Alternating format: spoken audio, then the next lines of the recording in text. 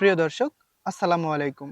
দেশ ও দেশের বাইরের থেকে যারা আমাদের এসপিএম অ্যাগ্রো চ্যানেলটি দেখেন, তাদেরকে জানাই আন্তরিক শুভেচ্ছা ও অভিনন্দন। আপনারা নিশ্চয় জানেন, আমরা একটা হাঁস প্রশিক্ষণ গাইডলাইন নামে একটা প্লেলিস্ট চালু করছি। সেখানে নিয়মিত আমাদের হাঁস প্রশিক্ষণ যে ভিডিওগুলা, সেগুলা কিন্তু নিয়মিত আপলোড করা হয়। আর আমাদের ধারাবাহিকতার লক্ষ্যে আমাদের ১ থেকে ৯ নম্বর পর্ব পর্যন্ত হয়ে গেছে। আজকে আমাদের পর্ব নাম্বার 10, অর্থাৎ আমরা ১০ নম্বর পর্বে পৌঁছায় গেছি। আর এই ১০ নম্বর পর্বের বিষয়টি হচ্ছে কিভাবে একটা ঔষধ দিয়ে আপনার হাঁসগুলোকে ট্রিটমেন্ট করাবেন। বিশেষ করে একটা ঔষধ দিয়েই আপনার পুরো যেকোনো খামারে বা যেকোনো রোগ হইলে আপনারা একটা ঔষধ দিয়েই পুরোপুরি ট্রিটমেন্ট করতে পারবেন। সেই বিষয়টি নিয়েই আজকে আমার পুরো আলোচনা। যারা নতুন খামারি আছেন বা পুরনো খামারি আছেন, তারা কিন্তু বুঝে উঠতে পারেন না যে কোন অ্যান্টিবায়োটিকটা বা কোন ঔষধটা আমি হাঁসের খামারে ব্যবহার করব, যাতে আমার হাঁসগুলা সুস্থ থাকে, এবং অসুস্থ অবস্থায়ও কোন ঔষধ দিলে সেই হাঁসগুলাকে পরিপূর্ণ সুস্থ করা যায়।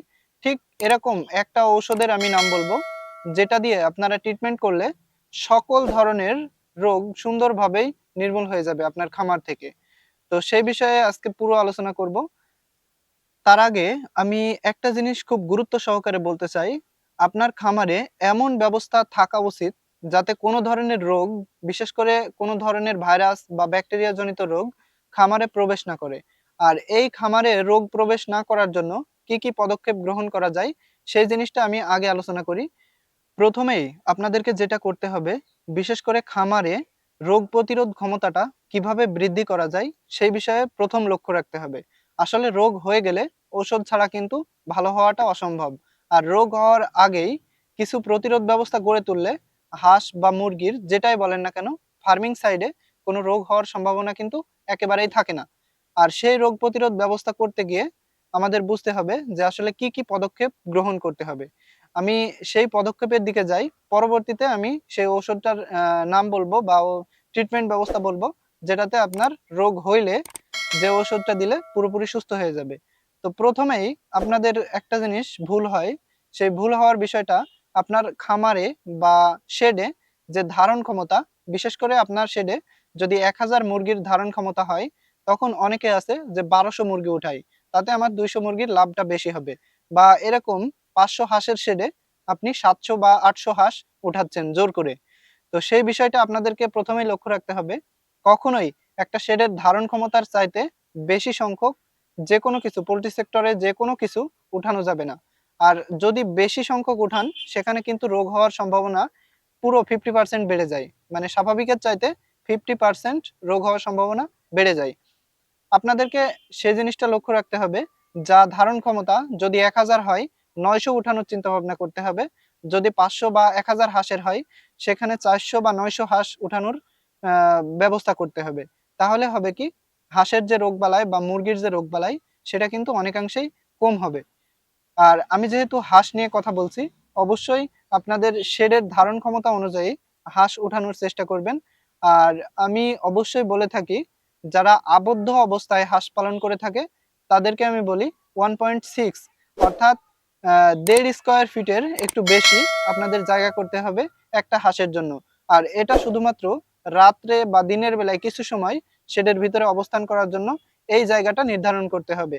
আর শেডের বাইরে অবশ্যই আপনাদেরকে ২ থেকে ৩ স্কয়ার ফিট জায়গা শেডের বাইরে রাখতে হবে, এবং যদি এর চাইতে বেশি থাকে, তাহলে তো আরো ভালো।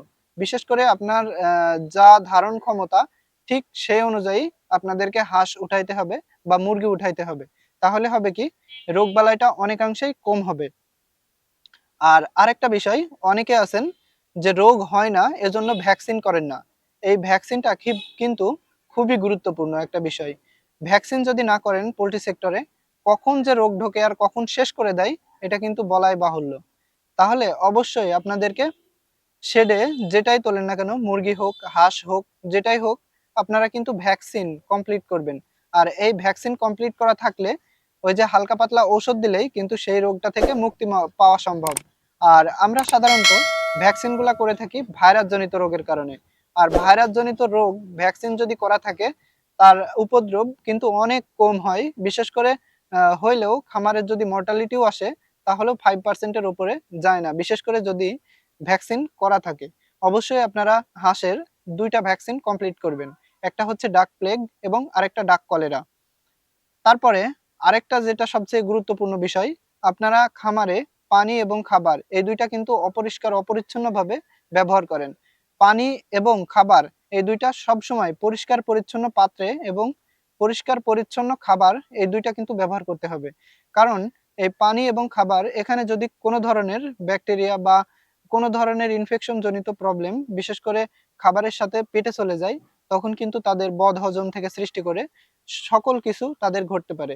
কারণ একটা পোল্ট্রি সেক্টরের যে পেটের যে অবস্থা সেটা কিন্তু আ যেটা আমরা বলি মানুষের চাইতে তাদের যে পচন শক্তি বা হজম শক্তি সেটা কিন্তু অনেকাংশে কম থাকে। এবং সেই কমের ভিতরে তারা যখন কোনো কিছু খারাপ কিছু খায়, তাদের কিন্তু ওই পেটে ইনফেকশন জনিত প্রবলেম সৃষ্টি হয় এবং তাদের কিডনি, তাদের লিভার এগুলা কিন্তু খুব অনায়াসেই ড্যামেজ হতে থাকে। তাই বলবো অবশ্যই খাবারের পাত্র এবং পানির পাত্র এগুলাও তো পরিষ্কার করবেনই। প্লাস খাবার এবং পানি এই ২ টাও ফ্রেশ দেওয়ার চেষ্টা করবেন। বিশেষ করে যে খাবারটা ভিজায় দিতে হয়, আমি হাঁসের ক্ষেত্রে আসি, সেখানে কিন্তু আমরা যে ফিডটা দিই, সেটা কিন্তু অনেক সময় ভিজায় দিই, আবার অনেক সময় শুকনা দিই। যদি সেটা ভিজায় দেওয়া হয়, সেটা একবার খাওয়ানোর পরে যেটা অবশিষ্ট থাকবে, সেটা কিন্তু ফেলে দিতে হবে। একবারকার খাওয়ানো বিশেষ করে সকালেরটা আর দুপুরের খাবারের সাথে মিক্সড করা যাবে না। যদি দুপুরের খাবারের সাথে মিক্সড করি, সেখানে কিন্তু আমাদের রোগবালাই হওয়ার সম্ভাবনা অনেকাংশে বেশি। এবং আরেকটা গুরুত্বপূর্ণ বিষয়, যেটা আপনি যখন একটা হাঁস ফার্মের শেডের বাইরে যে পানিতে তাদের গোসলের জন্য দিবেন, সেই পানিটাও অবশ্যই পরিষ্কার হতে হবে। আর সেই পানিটা যদি পরিষ্কার না হয়, তাহলে কিন্তু সেই পানির থেকে কলেরা রোগের সৃষ্টি হবে এবং সেখানে কিন্তু কলেরা রোগ হইলে যদিও অ্যান্টিবায়োটিক দিয়ে সারে, তারপরেও আপনাদের ওই পানিটা পরিষ্কার রাখলে এখানে কলেরা হওয়ার সম্ভাবনা একবারেই থাকে না। যদি সেটাকে ভ্যাকসিন কমপ্লিট করা থাকে। আর আরেকটা জিনিস, আপনাদের যে হাঁসের শেড, সেই শেডটা যদি চারিপাশ আপনারা পর্দা দিয়ে রাখেন, সেটা শীত হোক বা গরম হোক, চারিপাশ যদি পর্দা দিয়ে রাখেন, তখন কিন্তু রোগ হওয়ার সম্ভাবনা বেশি থাকে। বিশেষ করে লিভার ড্যামেজ হওয়ার সম্ভাবনা বেশি থাকে। তাই অবশ্যই ওখানে পর্দা বা কোনো ধরনের কোনো কিছু ব্যবহার করা যাবে না পর্দা হিসাবে। আর যদিও সেটা বৃষ্টির সময়, বৃষ্টির যে ছাটটা আছে সেটা যদি ঢোকার কারণে আপনার পর্দা প্রয়োজন হয়, তো যখন বৃষ্টিটা হবে ঠিক সেই মুহূর্তে আপনারা পর্দাটা ব্যবহার করবেন এবং বৃষ্টি পরবর্তী সময়ে পর্দাটা সুন্দরভাবে উঠায় রাখবেন। তাহলে হবে কি, হাঁসের যে পর্দাজনিত যে রোগ, বিশেষ করে লিভার ড্যামেজ, এই রোগটা হবে না আশা করা যায়। আর ডাক প্লেগ এবং ডাক কলেরা এটা হইলে অবশ্যই পরিষ্কার পরিচ্ছন্ন রাখবেন এবং তাদেরকে অ্যান্টিবায়োটিক দিতে হবে। এখন আমি মূল পয়েন্টে আসি। আমার যে বিষয়টা ছিল যে একটা ঔষধেই মানে একরকম ঔষধেই পুরো খামারের রোগ নির্মূল করা যায় কিভাবে? তো আমি এখানে আপনাদেরকে ১ম এই বলি যে ভিটামিন, মিনারেলস, প্রিমিক্স এগুলা কিন্তু ঔষধের আন্ডারে পড়ে না। তো অবশ্যই আপনাদের হাঁসকে এই ভিটামিন যেগুলা, যেমন হাঁসকে থায়াবিন, ভিটামিন B1, B2, B6 এগুলা কিন্তু আপনারা নিয়মিত ব্যবহার করতে হবে। সাথে লিভার টনিক আছে বা বিভিন্ন ধরনের যে স্যালাইন আছে, ভিটামিন সি আছে, এগুলা কিন্তু প্রতি সময় আপনাদের খামারে ব্যবহার করতে হবে। তাহলে হবে কি, খামারের যে প্রোডাকশন সেটা কিন্তু কোনোভাবেই কমবে না। এখন আমি বলি যে কোনো ধরনের রোগবালাই যদি হয়েই যায়, তখন আপনারা কি করবেন? আসলে ঠান্ডা হোক, কলেরা হোক বা ডাক প্লেগ হোক বা যেকোনো ধরনের হাঁসের সমস্যা হোক বা হাঁসের একটা ঘুরনি রোগ আছে, যেটা আপনার হইলে হাঁস ওঠে না বা উল্টা সাইডে ঘুরে বেড়ায়, এরকম ভাবে রোগ আছে। তো প্রত্যেকটা রোগের কিন্তু এই ওষুধটা দিলে অবশ্যই সেই সব রোগগুলা নির্মূল হবে। সে আমি আ স যেটা সর্বনিম্ন ঔষধ, বিশেষ করে এটা দেওয়ার পরে আপনার পরবর্তীতে যদি না সারে তো অন্য আরেকটা ঔষধ দিতে হবে। তো আমি ২ টা ঔষধেরই নাম বলি। ১ম এই আমি বলব যে মাইক্রোনিট বা ইরোকট, এই ২ টা কিন্তু একই গ্রুপের ঔষধ। মাইক্রোনিট, ইরোকট এবং ইরাইজেন।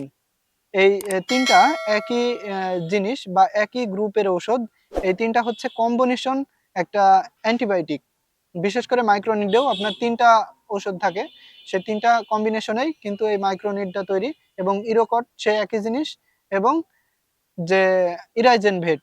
সেটাও কিন্তু একই জিনিস। এই ৩ টার যেকোনো একটা আপনার সংগ্রহে রাখতে পারেন। যেকোনো ধরনের রোগে, বিশেষ করে যেকোনো ধরনের ভাইরাসজনিত বলেন, ব্যাকটেরিয়াজনিত বলেন, যদিও ভাইরাসজনিত কোনো রোগের জন্য অ্যান্টিবায়োটিকে কাজ করে না। তারপরেও আমরা অ্যান্টিবায়োটিক ভাইরাসজনিত রোগের ক্ষেত্রে ব্যবহার করি এজন্যই যে ভাইরাসজনিত রোগ হওয়ার পরবর্তী সময়ে ব্যাকটেরিয়াই কিন্তু ইনফেকশন সৃষ্টি করে। বিশেষ করে তাদের রোগ প্রতিরোধ ক্ষমতা যখন কমে যায়, তখন বিভিন্ন ধরনের যে ব্যাকটেরিয়াগুলা আছে তারা কিন্তু খুব সহজেই সেই হাঁসটাকে বা সেই মুরগিটাকে পাড়ো করে ফেলে। তো অবশ্যই আপনারা আমি যে ওষুধটা বললাম এটা হচ্ছে মাইক্রোনিড। আমি অবশ্যই আমার পিছনে পাশে আমি কিন্তু মাইক্রোনিডের যে প্যাকেটের ছবি সেটা দিয়ে রাখছি। অথবা এই যে ইরোকট এটাও আপনারা ব্যবহার করতে পারেন। এই ২ টার একটা যেকোনো একটা ১ গ্রাম ১ লিটার পানিতে দিয়ে আপনারা কিন্তু পুরো টাইমটা ব্যবহার করবেন। বিশেষ করে আ হাঁস হাঁসের ক্ষেত্রে আমি বলি, আমি মুরগির সেক্টরে যাচ্ছি না। হাঁসের ক্ষেত্রে আপনারা পুরোপুরি যেকোনো রোগ আসলেই আপনারা ৩ দিন ব্যবহার করলে ইনশাআল্লাহ রোগটা মুক্তি হবে। সেটা ঠান্ডা হোক বা কোনো ব্যাকটেরিয়াল ইনফেকশন হোক, যেকোনো কিছুই আপনার এই মাইক্রোনিড কিন্তু ভালো করবে। আর এই মাইক্রোনিড বা অ্যান্টিবায়োটিক যেকোনো অ্যান্টিবায়োটিক দেওয়ার ক্ষেত্রে আপনাদেরকে গুরুত্ব দিতে হবে তাদের যে দুপুর বেলায় ভিটামিন সি দিতে হবে এবং আপনারা পানির সাথে লাইসোভিট মিশায় দিতে পারেন। কারণ যখন একটা হাঁস বা মুরগির অ্যান্টিবায়োটিক চলে, তখন কিন্তু তাদের যে রোগ প্রতিরোধ ক্ষমতা সেটা কিন্তু অনেকাংশে কমে যায়। সেই কারণে অবশ্যই আপনারা আম যে অ্যান্টিবায়োটিকটা ব্যবহার করবেন তার সাথে ভিটামিন প্রিমিক্স এগুলা কিন্তু ব্যবহার করার চেষ্টা করবেন। আর সপ্তাহে ২ দিন অবশ্যই লিভার টনিক দিবেন আপনার হাঁস বা মুরগি যেটাই বলেন। তাহলে তাদের কোনো ধরনের লিভার ফাংশনে প্রবলেম থাকবে না। আর এইগুলাতে যদি কোনো ক্রমে কাজ না করে তাহলে ওই যে ফ্লো শট এটা আপনারা ব্যবহার করতে পারেন। ফ্লো শট বা এটা হচ্ছে ফেনিকল গ্রুপের একটা অ্যান্টিবায়োটিক অনেক শক্তিশালী। যার ১০০ গ্রামের দাম মোটামুটি ৳৯০০। যদি কোনো ক্ষেত্রেই এই ঔষধগুলাই কাজ না করে, বিশেষ করে খামারে মর্টালিটি অনেকাংশে বেড়ে যায়, তখন আপনারা ওইটা দিবেন ১ এমএল ১ লিটার পানিতে ব্যবহার করবেন মাত্র ৩ দিন। ইনশাআল্লাহ আপনাদের হাঁসের বা মুরগির যেটাই বলেন, খামারের কিন্তু প্রত্যেকটা রোগ ইনশাআল্লাহ ভালো হয়ে যাবে। আর এটা গেল। তাহলে আপনাদের ১ম যেটা আমি বললাম সেটা হচ্ছে আ যে মাইক্রোনিড এটা আপনারা যেকোনো নরমাল ডিজিজে বা যেকোনো কঠিন ডিজিজেও আপনারা এটা ব্যবহার করবেন ৩ দিন। ইনশাআল্লাহ আপনার রোগ সম্পূর্ণ ভালো হয়ে যাবে। আর যদি এটাতে কোনো ক্রমে কাজ না করে, সেক্ষেত্রে আপনারা অবশ্যই ফ্লুরোফেনিকল গ্রুপের যেকোনো একটা অ্যান্টিবায়োটিক ব্যবহার করবেন। আর একটা বিষয় অনেক সময় অ্যান্টিবায়োটিক বিভিন্ন চেঞ্জ করার কারণে কাজ করে না। মানে অ্যান্টিবায়োটিক চেঞ্জ করার কারণে হাঁস বা মুরগির ক্ষেত্রে অনেকাংশে মাঝে মাঝে কাজ করে না ঔষধে। ঠিক সেই টাইমে কি করবেন? সেই টাইমে আপনাদেরকে যে টক্সিন বাইন্ডার অ্যানটক্স আছে, ওইটা আপনারা একবেলা অর্থাৎ ৪ ঘন্টার পানিতে ওইটা ব্যবহার করবেন ১ এমএল ১ লিটার পানিতে। এবং ওইটা ব্যবহার করার পরে ৪ ঘন্টা পরে আপনারা যেকোনো অ্যান্টিবায়োটিক বা যেকোনো ধরনের ঔষধ দিলে শরীরে খুব ভালোভাবে কাজ করে। তো এই জিনিসটা লক্ষ্য রাখবেন। আর আমাদের হাঁস বিষয়ে প্রশিক্ষণের পুরো স্টেপ বাই স্টেপ আমাদের পরবর্তীতে মানে আমরা বেশ কয়েকদিন ভিডিও করতে পারি নাই ইমার্জেন্সি একটা কাজে। তো ইনশাআল্লাহ এখন থেকে প্রতিদিন ডে বাই ডে আমাদের বিষয়ভিত্তিক হাঁস প্রশিক্ষণের ভিডিওগুলো আসবে। তো অবশ্যই আপনারা দেখার চেষ্টা করবেন। বিশেষ করে যারা হাঁস খামারে আসতে চাচ্ছেন। তো অবশ্যই আমাদের জন্য দোয়া করবেন এবং পরবর্তী যে ভিডিও আছে সেগুলা দেখার জন্য অনুরোধ করব। আর যারা পিছনের ভিডিওগুলো দেখেননি, বিশেষ করে প্রশিক্ষণের যে পিছনের যে ভিডিওগুলো ১ থেকে ৯ পর্ব আমাদের হয়ে গেছে।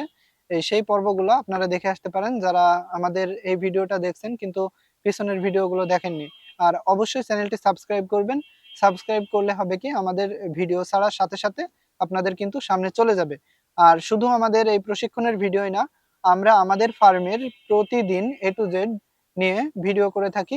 আমরা কোন ওষুধ ব্যবহার করছি, কিভাবে হাঁস লালন-পালন করছি, প্রত্যেকটা আমরা সেই ভিডিওতে দেখায়ে থাকি। বিশেষ করে সকাল ৯ টার দিকে আমাদের ওই ভিডিওগুলো আপলোড হয় এবং সন্ধ্যা ৬টা থেকে ৭টার ভিতরে আমাদের প্রশিক্ষণের ভিডিওগুলো আপলোড হয়। ইনশাআল্লাহ আপনারা আমাদের সাথেই থাকবেন এবং আমাদের জন্য দোয়া করবেন।